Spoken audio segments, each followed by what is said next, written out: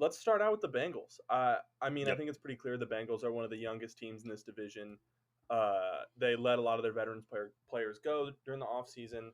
And last year they were 4-12, if I Yep. or 4-11-1. Sorry. Uh, but picking what number 5 overall, they selected Jamar Chase. That's to me hmm was a good selection considering they solidified their overall offensive line. And they lost a few pieces, but they kind of replaced them. So they lost Carl Lawson and Yeah. AJ Green in free agency, but they added defensive end Trey Hendrickson. They added a few corners, and then they added left tackle Riley Reef. But Yep. then they also added an offensive tackle through the draft who played at Clemson, Jackson Carman. hmm And then they And we're replaced also AJ Green. Oh, oh, go ahead. well, I was going to say going to Carl Lawson, drafting Joseph Asai. I believe he's going Yeah. to be expected to kind of carry some of that load. Yeah, no, and then they replaced AJ Green with Jamar Chase, who's one of the most well-rounded wide receiver prospects Oh yeah. probably hmm since Julio Jones. I mean, like, I mean, people forget because he took 2020 off because of yeah, COVID, but people forgot how dominant he was with Joe Burrow at LSU, and it, the SEC probably has some of the toughest defenses. hmm I think that might be a video for a different day, a good debate. But he went up against some of the top corners, or maybe not top corners, but cornerbacks that are currently playing in the NFL now, and really kind of made him look average. And so oh yeah, he absolutely is a stud pick. I remember we were kind of shocked on draft day, but I think we were kind of tunnel focused on Penei Sewell because of protecting Joe Burrow and everything. But then, after they drafted Jackson Carman, Jackson Carman in the second round, we kind of took a step back and realized that this offensive line depth was so. This draft was so deep, and so you could take a Jackson Carman or maybe even Tevin Jenkins if he was still available. I can't Tevin remember, Jenkins but was not available at that point. He was he was drafted not available. early Okay, second round, I think. well, but So so there's a lot of those guys that were going to be in that range that you could take. Uh, so offensively, I think they're actually going to be pretty solid this year. They're going to be pretty fun to watch. And mhm. already, like in 2020, just in 10 games, Joe Burrow had 2,700 passing yards. And T. Higgins, Mhm. Tyler Boyd were almost 1,000-yard receivers, with T. Higgins having 908 and Tyler Boyd with 841. And so, Yeah, and Joe Mixon also is, I think, is an underrated running back. He was hurt yeah. He's a for, really good running back on a poor team, but I also yeah, think building up their offensive line depth is going to help him as well and kind of round out that offense. So you can't just drop 8 into coverage or yeah, 7 into hmm coverage and leave it at that because they do have a legitimate threat out of the backfield. So yeah, absolutely. I have high hopes for this team in 2021. The biggest thing for me is that they have a lot of good pieces in place now, and I think those pieces are just going to have to learn and develop together. Yeah, They're the youngest team in this division. Um, Actually, I want to say it by a long shot. I'm not sure what their average age is, but uh, a lot of guys that are still on rookie contracts. hmm So yeah. So as I mentioned, this offense is going to be fun, and the really only spot on the offensive line that is going to be up for grabs is going to be left guard. So mhm. that's going to be a question mark to watch. But Jackson Carman should come in either right guard or right tackle. Mhm. Actually, not right tackle. He should play right guard next to Riley Reef. Should expect to come in at Yeah. right tackle.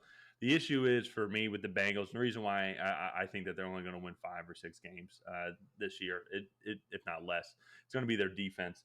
As we mentioned already, Carl Lawson moved on. I believe he moved on to the Jets. Mhm. He had, I didn't major in math. He had about 33% of the sacks for the team last year with only 5.5.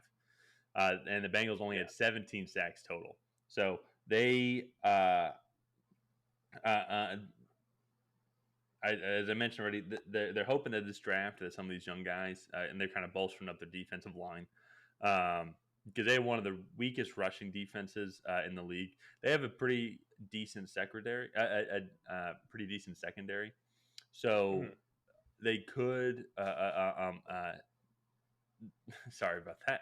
They have a pretty decent secondary, which like they were one of just an average pass defense last year, but the rushing defense was really weak. And in this division, I mean, if you look at the Browns and the Ravens, two very solid running teams, with Mhm. great offensive lines, especially the Browns. I think the Browns we're going to get to in a second, but even Yeah. the Steelers, who are going to have a mediocre offensive line, I don't think this defense is going to be able to just maintain a 17-game season. No, no, no. And also too, so I think that defense is really young and they're still kind of putting things together. They also have the sixth toughest schedule in the league. So, Really? uh, yeah, which is kind of that's really hard for a young team, but they're going to get their bumps and bruises, and hopefully going into 2022 they'll have an easier schedule. Hmm. Just because I don't think that they're going to be extremely solid this season. Um, Well, it's going to be different. Like as we mentioned, it's going to be fun to watch Joe Burrow and Jamar Chase kind of get some reps in together. This offense is going to be fun to watch. It's going to remind me kind of the Arizona Cardinals from a couple years ago when Kyler Murray just got on. A mhm. lot of offensive weapons, but still just a young team that needs to grow and just Yeah. can't compete yet with these veterans that are still in their prime teams. And so Yeah. like they're gonna be fun to watch, but I still think they're gonna finish last. Maybe the Steelers are gonna regress so much that maybe they could get third or Mhm. something like that. But Yeah. when you look at their schedule this year, what is their record going to be? Do you think? So I had the Bengals finishing off the 2021 season at 5-12. Okay. Um, I think they'll end up getting 5 wins. I want to say their schedule eases up towards the end. No, I was wrong. Sorry. They finish off the season. 4 out of their last 6 games are against the Chargers, 49ers, Chiefs, and Browns. So Yeah. uh, they have a really tough road this year, and they play a lot of really good teams. Hmm. Um, and so I just think they're going to end up 5-12. They'll be in prime position next year to get another highly touted, maybe offensive lineman or defensive player uh, at the top of the draft. But then I think coming off of this season, that team will be much more experienced and they'll be able to be much better in 2022. And that's kind of I think what the Bengals are playing for is 2022. I just think this year is all about getting better as a team and developing a young group of core players. So Yeah. what Yeah. about you? What did you have them at? So I had them in the 5-12 range as well, and I agree. I Mhm. think their offense is going to do really well. I think Joe Burrow's with the 17 games, he could potentially, if he stays healthy all year, be around the 4,000 yard mark and potentially have 1,000 yard receiver. Maybe not Jamar Chase, but maybe Tyler Boyd or T Higgins or one of those guys, or potentially Jamar Chase. I'm not saying he can't, but it, their receiving core was already pretty good, and Mhm. the issue is just going to be just the protection that he's going to have moving forward. Yeah. I agree with what you were saying. Once when he has um, the time and the protection around him, I think this offense could be deadly. And then I agree with you. I think with an early draft round pick next year, they'll probably actually go with one of the better defensive edge rushers that are there because I think Yeah. that's going to be something that we see because that's a huge weakness for them. The, three of their first five picks were on the defensive line, and a potential underrated guy with Tyler Shelvin and LSU. I think that he really could Mhm. help out this run defense because he's a big guy and he Yeah. did a lot of good things at LSU. Yeah, no, definitely. Mhm. And I think they're starting to put the pieces together. But they're just 2 years away from being 2 years away at this point.